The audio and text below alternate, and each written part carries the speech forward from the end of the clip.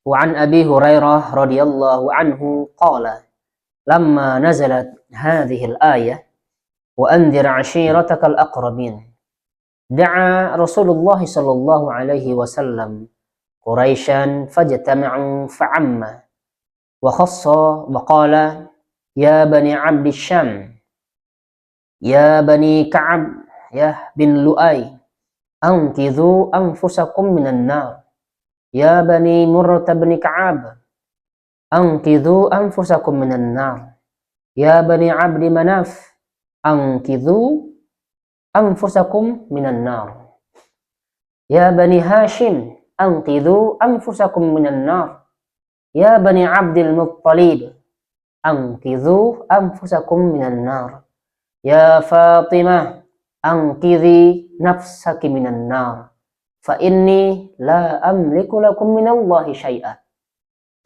ghaira anna lakum rahiman sa'abulluha bibalaliha. Rawahu Muslim. Dari Abu Hurairah radhiyallahu anhu, dia berkata, tatkala turun ayat wa anzir 'ashiratakal aqrabin, tatkala turun ayat dan berilah peringatan kepada kerabat-kerabatmu yang terdekat.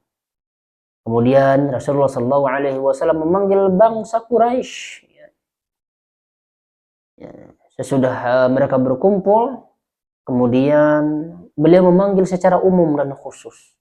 Beliau menyeru, wahai Bani Ka'ab bin Lu'ay, kata beliau, selamatkan diri kalian dari api neraka. Hai Bani Murrah bin Ka'ab, selamatkan diri kalian dari api neraka.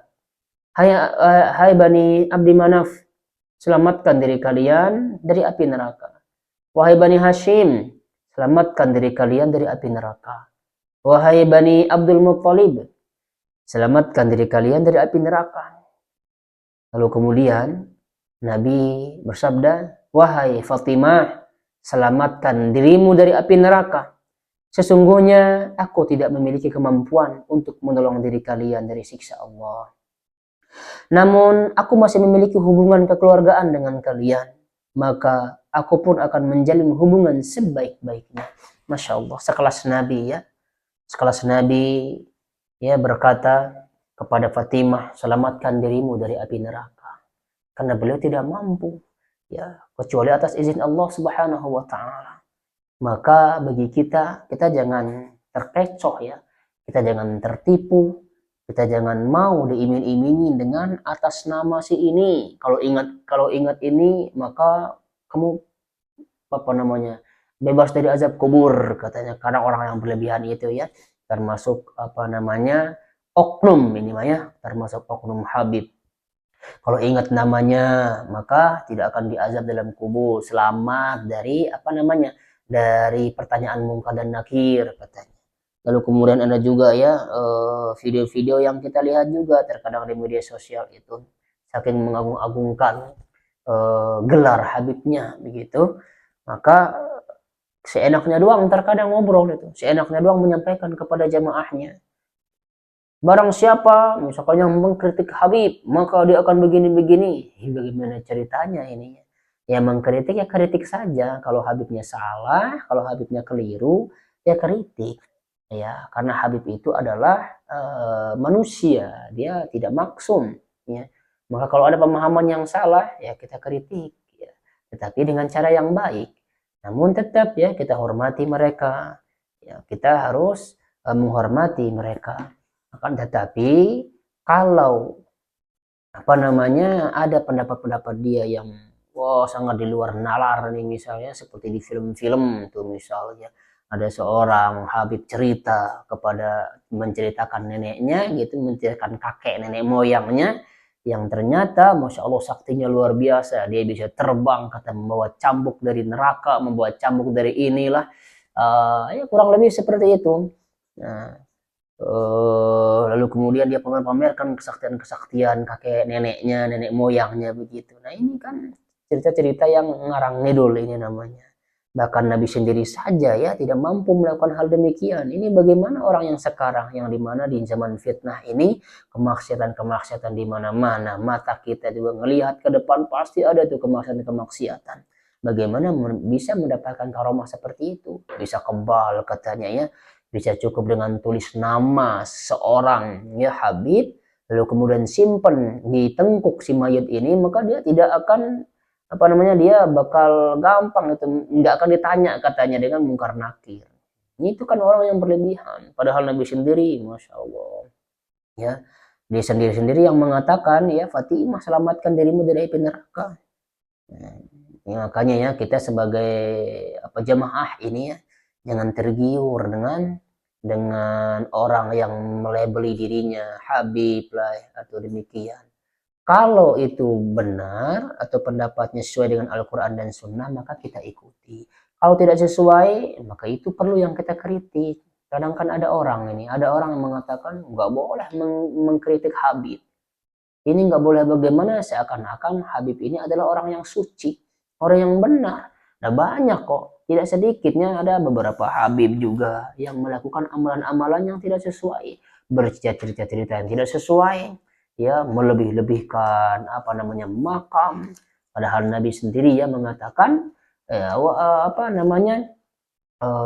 Ali bin Abi Thalib juga ya, di mana Nabi Shallallahu Alaihi Wasallam memerintahkan Ali bin Abi Thalib menghancurkan kuburan-kuburan yang tinggi yang ada bangunan-bangunannya. Malah ini kan dibuat bangunan, nisannya panjang, dan kemudian dikeramikin, dikemas sedemikian rupa, dibuatlah jadi angker, dibuat jadi ladang ya, ladang cuan. Ini makam keramat, makam Habib ini, sehingga kotak-kotak amal di sana walaupun gede juga pasti penuh itu, penuh jadinya. Nah itulah dia, hati-hati dengan hal yang demikian ya. Terus kata Ali bin Abi Thalib juga memerintahkan kepada sahabat, maukah kalian aku perintahkan sebagaimana Rasulullah SAW memerintahkanku dahulu. Apa itu? Kata sahabat, ya aku diperintahkan untuk menghancurkan kuburan-kuburan yang ada bangunannya, kuburan-kuburan yang tinggi, maka dihancurkan itu kuburan-kuburan yang tinggi. Nah ini yang tidak diindahkan sekarang, ini yang tidak dipraktekkan sekarang oleh sekian orang, banyak sekali. Bahkan makam-makam itu luar biasa ya, bagus, ada lampu-lampunya lah ya, pagar-pagar yang catnya warna-warna emas, nah, begitu. Nah ini harusnya yang perlu kita hindari, termasuk mengajarkan kita ilmu-ilmu kebal, mengajarkan kita wirid-wirid supaya begini, supaya begitu, yang sama sekali tidak ada dasarnya. Itu ya, maka perintahkanlah kerabat-kerabat kita untuk menyelamatkan dirinya dari api neraka. Karena itu semua adalah tergantung bagaimana amalan kita. Ya bukan karena orang tidak menanggung dosa kita, orang juga ya tidak bertanggung jawab apakah kita masuk neraka apa tidak. Itu akan tergantung bagaimana amalan kita, ya amalan kita. Jadi sekali lagi, kalau ada orang atau oknum yang mengatakan sesuatu yang tidak berdasarkan dalil, bahkan bertentangan dengan dalil, tinggalkan pendapat dia. Terserah orang mau bilang apa juga, nggak apa-apa, kritik saja. Kalau salah ya sudah kita kritik, kita sampaikan, tapi ini dalilnya yang benar. Tidak ada dalil yang seperti itu. Contoh ini ya, sampaikan dalil yang benarnya, sampaikan dalil yang sahihnya, supaya masyarakat yang dimana hanya fokus ke dia saja, si oknum ini ngajinya ke oknum ini saja, supaya mereka tercerahkan juga gitu. Kita juga sebagai penceramah ini harus adil ya. Kita sampaikan kalau ada jemaah yang bertanya yang kiranya pertanyaan itu membuat orang terpecah misalkan ya kita sampaikan jawabannya dengan baik. Pendapat ini mengatakan demikian, pendapat itu mengatakan demikian, pendapat imam ini mengatakan demikian. Jadi berdasarkan dengan ulama hadisnya ini sahih, hadisnya ini lemah, bahkan ini hadisnya adalah palsu.